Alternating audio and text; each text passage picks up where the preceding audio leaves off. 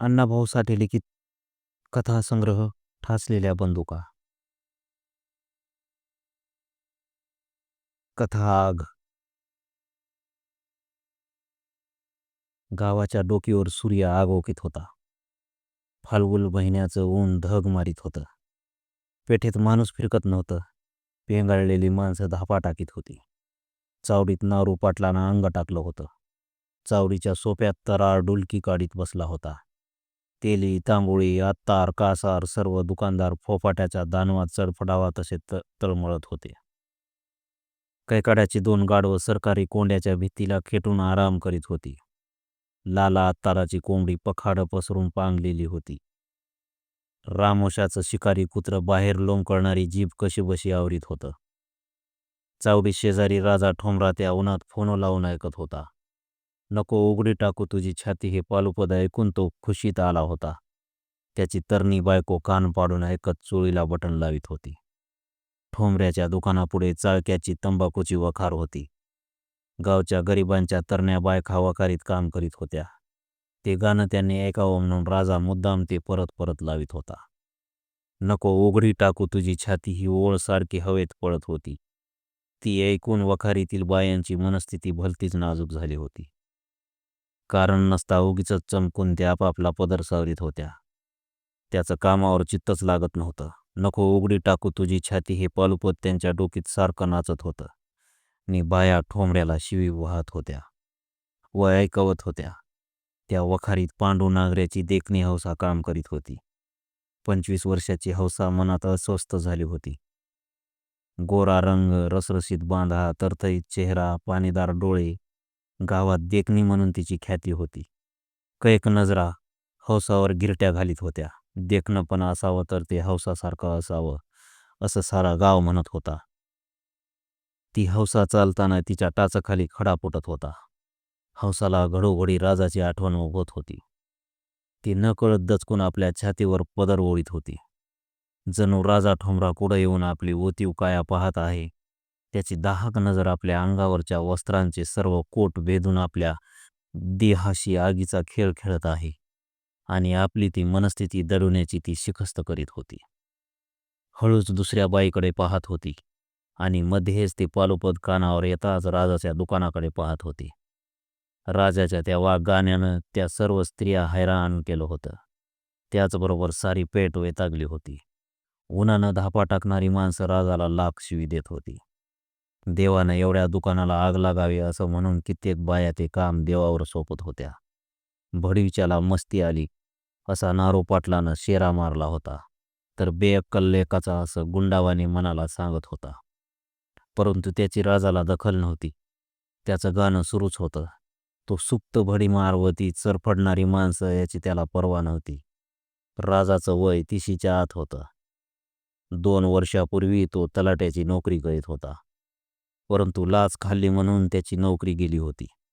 त्यावेळी त्याच्या सासऱ्याला वाईट वाटून तो त्याच्याकडे आला होता. आपल्या रंगूबाईचा हाल होऊ नये म्हणून त्यानं जावयाला उपदेश केला होता की उत्तम शेती, मध्यम व्यापार आणि कनिष्ठ चाकरी या तिन्हीपैकी एकाची निवड करून संसार करावा. माझ्या गंगूबाईसाठी लागेल ती मदत मी करीन. आणि मध्यम व्यापार राजानं पसंत करताच सासऱ्यानं त्याला ते दुकान घालून दिलं होतं. आणि 2च वर्षात राजा चांगल्यापैकी व्यापारी म्हणून ओळखला जात होता. मात्र अलीकडं त्याला हौसाचं वेळ लागलं होतं. ती रोज दारावरून जात होती. ती एकदा हाती लागावी म्हणून तो खटपट करीत होता. तिची भरदार छाती पाहूनच त्यानं ते रेकॉर्ड आणलं होतं आणि सारखं लावित होता. हौसासाठी बर्बाद झालो तर परवा नाही असं तो मनाला घडोघडी सांगत होता आणि रोज युक्त्या लढवीत होता. देवाला नवस करीत होता. एवढंच नाही तर त्यानं हौसाला हाताखाली घेण्यासाठी रंगूबाईचीच योजना केली होती. चोराकडून चोर धरावा, काट्यानं काटा काढावा आणि बाईकडून बाईला फसवावे असं त्याचं तत्व होतं. दिवस मावळला होता. कडूस पडलं होतं. शिवारातून माणसं परत येत होती. गावावरची ती अवकळा गेली होती. पेट बोलती झाली होती. राजाच्या दुकानावर बायका पोरांनी गर्दी केली होती. राजानी रंगूबाई दोघं गिऱ्हाईकाला माल देत होती. एवढ्यात हौसाबाई आई. दुकानाच्या पायरीवर तिच्या पायातील 16 भारी वजनाचं जोडवं छन आणलं. तसा राजा भानावर आला. हर्षभरीत पाहत म्हणाला, काय पाहिजे वहिनी? राखील हौसा दूर थांबून म्हणाली. राजानं भराभर गिराईक वाटला लावली. एकटी हौसा जोडली. मग तो हसत म्हणाला, उशीर केला, आला का पांडुनांगरा? नाही ती अजून, हौसा म्हणाली. रोज उशिरा येत्यात. नारू पाटलाचं हिर खणायचं काम चाललंय. तिथं कामावर आहे ती. ती आज प्रथमच राजाशी बोलत होती. आणि राजा काळेबाज तऱ्हेनं बोलत होता. त्यानं क्षणभर विचार केला आणि म्हणाला, विहिरीवर कसलं काम करतो नांगरा? सुरुंगाचं, हौसा उतरली. असं. राजा डोळं मिचकावीत म्हणाला, वहिनी तू भोळी आहेस. नांगरा जुना पहिलवान. अगं त्याच्या मायंदाळ भानगडी आहेत या गावात. बाकी माणूस चांगला. पण चांगला माणूस असा गैर कसा वागतो कोण जाणे. म्हणजे व कसं? हौसा डोळे टवकारून पाहत म्हणाली.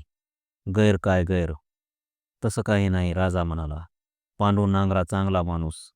पर तो उशिरा का येतो? हे ऐकून हौसा गप्प झाली. परंतु पुन्हा म्हणाली, काम असतं, सुरुंग पेटून मग निघायचं. असं. राजा गंभीर चेहरा करून स्वतःशीच बोलू लागला. घरचं वांग रोज खाऊन आम्हा गड्यांना कंटाळा येतो. मग आम्ही लोकांचं कारलं खाया जातो. हे आमच्या बायकांना कळत नाही. त्याला कोण काय करणार? बायका बिचारा भोळ्या, त्या मात्र रोज ते वांग खाऊन बसतात. असं म्हणून त्यानं हौसाच्या बाटलीत तेल ओतलं. आणि त्याचं ते बोलणं ऐकून हौसाच्या हृदयात आग जागी झाली. घरचं वांग आणि दारचं कारलं याचा विचार करीत ती घरी आली. यापूर्वी आपण त्याच्या दुकानावर गेलो तेव्हा हा असं काही म्हणला नव्हता. आणि आजच यानं असं का म्हणावं? खरंच भानगडी असतील का? नसतील तर मग एवढा उशीर कसा होतो? या विचारानं तिची पाठ घेतली. ती भलतीच बेचैन झाली. पांडूनं लग्नापासून तालीम सोडली होती.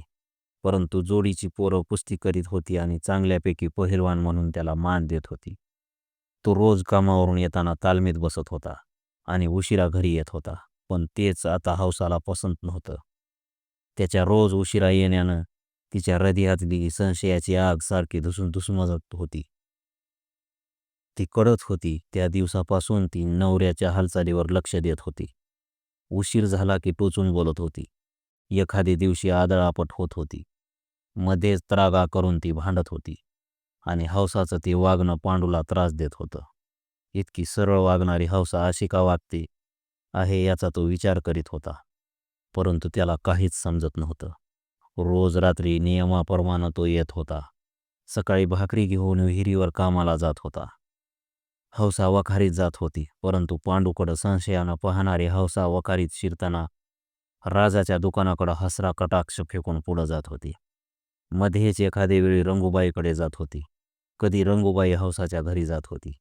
चावडीत बसून नारू पाटील हे सारं पाहत होता. त्याला ते बरं दिसत नव्हतं. राजा हौसाला फसविल म्हणून तो मनात जळत होता. पांडू नांगऱ्याच्या कानावर ही भानगड तरी कशी घालावी याचं त्याला कोडं पडलं होतं. आज कित्येक दिवस त्याला ते कोडं सुटत नव्हतं.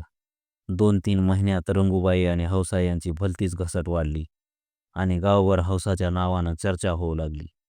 नाना वावड्या उडू लागल्या. अब्रुदार पांडूची बायको घसरली. गेली लेका, हौसा फसली. राजानं आपलंसं केलं. नांगऱ्याचं घर पेटलं. भरल्या संसाराला आग लागली. अशा नाना तऱ्हेच्या वंदतांना पीक आलं.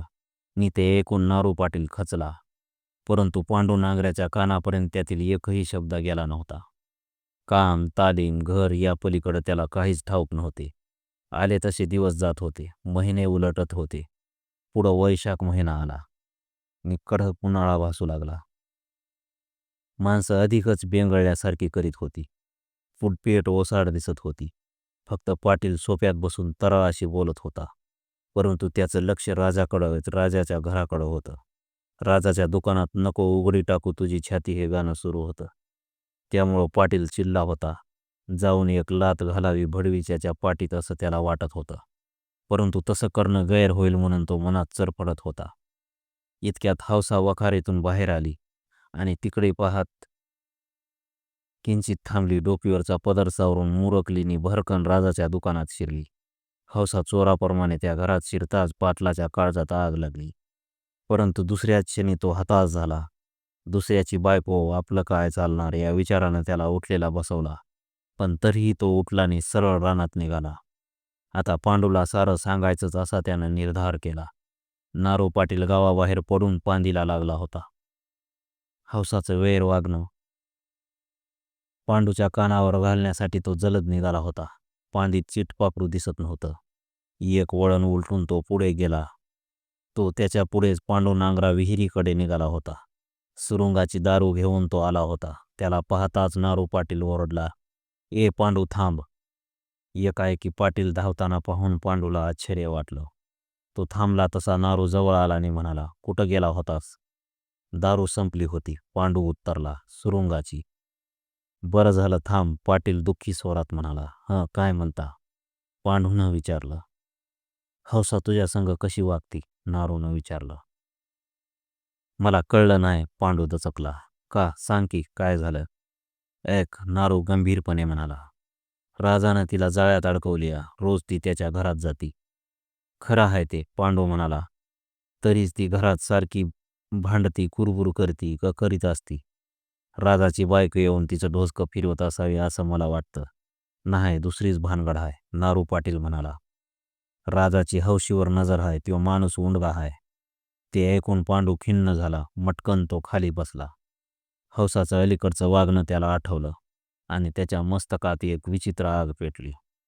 तो क्षणात करपून गेला आणि म्हणाला, "आबा, आता पुढं काय बोलू नका, पुरं." बायको ताब्यात ठेवून नारू बिथरला. आज ती राजाच्या घरात शिरताना दिसली. ते ऐकून पांडू उठला आणि घराकडे आला. घरात पाय टाकला आणि त्याला धक्का बसला. हौसा दोन्ही हातानं तोंड झाकून रडत बसली होती. रडून ती लाल झाली होती. मोठा हंबर तिच्या कंठात येऊन अडकत होता. थोड्या वेळापूर्वी राजाच्या घरात हौसा गेली तेव्हा गंगूबाई स्वयंपाकघरात चहा करीत होती. राजा फोन लावित होता. हौशी आली ती सरळ स्वयंपाकघराकडे गेली आणि राजाने तीच वेळ साधली. तोही चटकन उठून आत गेला. तशी रंगूबाई उठली आणि बाहेर गेली.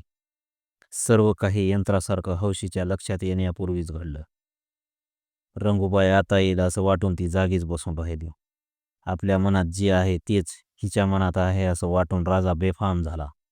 त्यानं चपळाई केली आणि मांजरानं उंदीर पकडावा तशी हौसावर झडप घेतली. "हे काय, असं का?" असं ती म्हणत असताच त्यानं तिला पुढं ओढली आणि मग हौसाही भानावर आली. तिचं सर्व बळ एकवटून प्रतिकार आरंभला.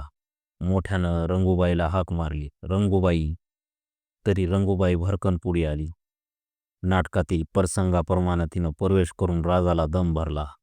हौसाची क्षमा मागितली, पाय धरलेनी झाली गोष्ट कुणाला सांगू नको अशी विनंती केली आणि कशी तरी तिला घराबाहेर लोटली. कापरे भरलेली हौसा वखारीत गेली नाही. ती तशीच घरात येऊन रडत बसली होती. आता तिच्या हृदयात दुसरी आग लागली होती. ती आग तिची राख करून विझणार होती. 4 महिन्यात आपण कसं वागलो, कसं बोललो आणि आज आपल्यावर कसला प्रसंग ओढवून घेतला याचा विचार करीत ती रडत होती. पांडूला दारात पाहताच ती कोळपून गेली. कंठात दाबलेला हंबरडा एकदम बाहेर पडला. "हां, काय झालं?" पांडूने शांतपणे विचारले. तशी ती भयभीत होऊन म्हणाली, "मी राजा ठोंबऱ्याच्या घरात गेले होते." "मग मोहर काय झालं?" मग त्यानं ती अडखळली. तसा पांडू ओरडला, "बोल की, काय झालं?" "सांगते." हौसाची गात्र ढेकळाप्रमाणे विरघळत होती. जीभ लुळी पडत होती.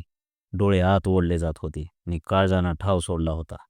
ती केविलवाना चेहरा करून म्हणाली, "थांबा, मी पाया पडते. ऐका, सांगते." मी घरात जाताच त्याची बायको बाहेर गेली आणि तो आत आला. "नी त्यानं काय केलं?" मध्येच पांडू खेकसला आणि ती दचकून म्हणाली, "त्यानं मला मिठी घातली, मग मी ओरडले. तशी रंगूबाई आली आणि मी सुटले. पुढं काय झालं ते खरं सांग." असं म्हणून पांडूनं कुऱ्हाडीत दांडा ठोकला. तो पिसाळ झाला. "मी तुळशीवाणी निर्मळ आहे. मला फक्त त्याच्या हाताचा बाट लागलाय. आता तुम्ही मला हवं ते करा, मी तयार आहे." हौसा मनात जळत म्हणाली, "तुला जगायचं का मरायचं?" पांडूनं विचारलं. "मला जगायचंय." हौसा हात जोडून म्हणाली, "मी तुमच्यासाठी, आबरूसाठी जगावंसं वाटतंय मला." "मग उठ." तो हुंकारला. तशी ती चटकन उठली. अपराध्याप्रमाणे त्याच्याकडे पाहत थांबली. "काय करू?" तिनं विचारलं. "आत्ताच जाऊन उदबत्ती घेऊन ये." "आत्ता आणते." "हसत जा." "हसत जाई." "मी राजाच्या दुकानातूनच आण." "बरं, काहीच घडलं नाही अशी जा." "हो, तशीच जाईन." हौसा राजाच्या दुकानातून उदबत्ती घेऊन आली. ती उदबत्ती घेऊन पांडू म्हणाला, "राजाचा परसदार उघडा आहे का?" "हो, उघडच आहे." हौसानं मान डोलावली. नि पांडूनं दुसरा हुकूम सोडला. तो म्हणाला, तू तोंड धुवून चल. राजाच्या दुकानात जाऊन रंगूबाई बरोबर बोलत बस. जशी आज 4 महिने बोलत होतीस तशीच बस. जा, उठ. घाबरलेली हौसा अधिकच घाबरली. परंतु आता ती यंत्राप्रमाणे लाचार होऊन हालचाल करीत होती. ती तोंड धुवून कुंकू लिहून पुन्हा रंगूबाईकडे हसत गेली आणि रोजच्या प्रमाणे बोलत बसली. ऊन उतरत होतं, परंतु त्याची प्रखरता निमाली नव्हती. तापलेली घर धग मारीत होती. वाऱ्याच्या पोटात शिरलेली धग धावत होती. हौसा रंगूबाईशी बोलत बसली होती. राजा पुन्हा फोन ऐकत होता आणि त्याच वेळी पांडुनांगरा परसदारानं मागच्या सोप्याला आला होता. त्या सोप्यात राखेलचे डबे रचले होते. त्या डब्याच्या ढिगात पांडूनं सुरुंगाच्या दारूचा पुडा ठेवला होता आणि त्या पुड्याला 2 बोट उदबत्ती पेटवून खोवली होती आणि ती चावडीत येऊन बसला होता. देवाकुडं जळणारी उदबत्ती दारूकडे पळत जात होती. राजाचा सर्वनाश समीप येत होता. परंतु नको उघडी टाकू तुझी छाती हे गाणं ऐकण्यात तो दंग होता. हौसा घरात होती. एक एक क्षण डोंगरा एवढा होऊन युगाप्रमाणे सरकत होता. चावडीत बसलेला नांगरा निश्वास रोखून कानुसा घेत होता. मंद जळणारी उदबत्ती आगीचा कण परलयाकडे लोटीत होती. घटका भरत होती आणि आणि शेवटी तो क्षण आला. उदबत्तीच्या डोकीवरचा आगीचा कण दारूच्या पुड्यात शिरला आणि आगीचा डोंब उठला. रॉकेलच्या डब्याने घर डोकीवर घेतलं. दणक्यात भडका झाला. गोड्या तेलाला रॉकेलचा शेजार घात ठरला.